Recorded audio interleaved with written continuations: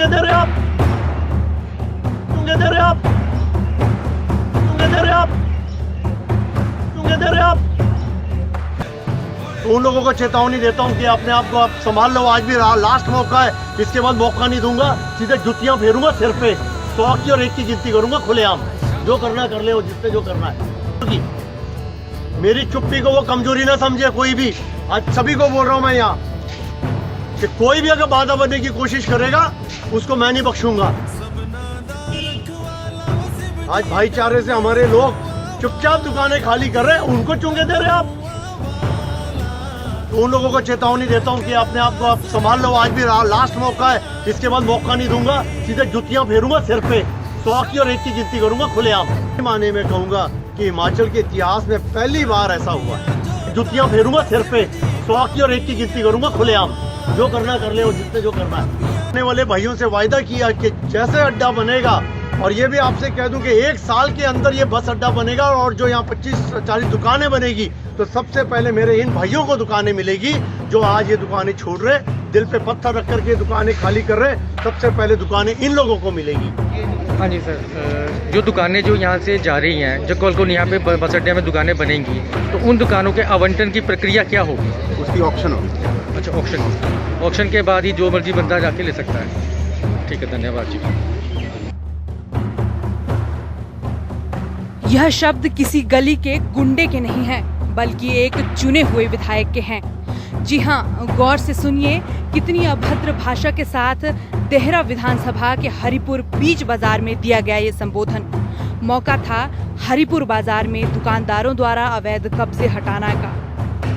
बाजार में दुकानदारों ने मौके की नजाकत को देखते हुए अपने कब्जे खुद हटा लिए, लेकिन इसका श्रेय लेने के लिए विधायक पीछे नहीं हटे। अपनी पीठ थपथपाते हुए विधायक महोदय यह तक कह गए कि नई दुकानें बनेंगी तो इन दुकानदारों को ही अलॉट होंगी। बताते चले कि हरिपुर बाजार में बस स्टैंड बनने जा रहा है, जिसके चलते प्रशासन हरकत में आया है।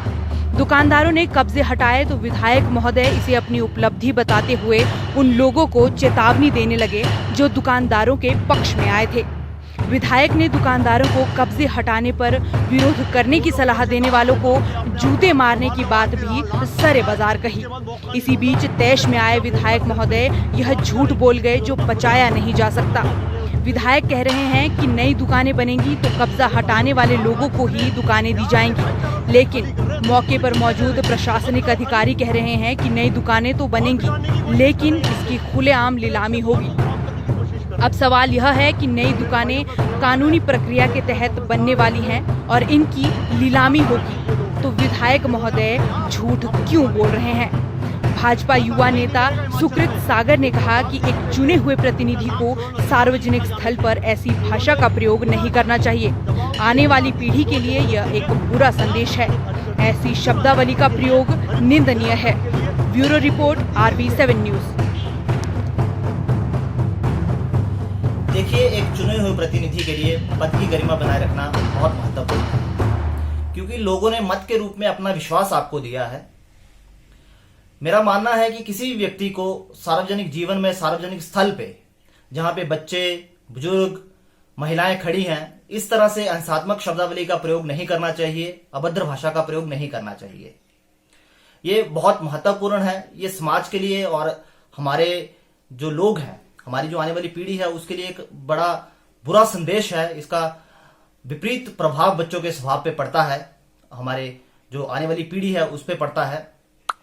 तो ऐसी शब्दावली का प्रयोग मेरे ख्याल से किसी को भी सार्वजनिक स्थल पे, सार्वजनिक जीवन में नहीं करना चाहिए और ऐसी भाषा के प्रयोग करने से बचना चाहिए।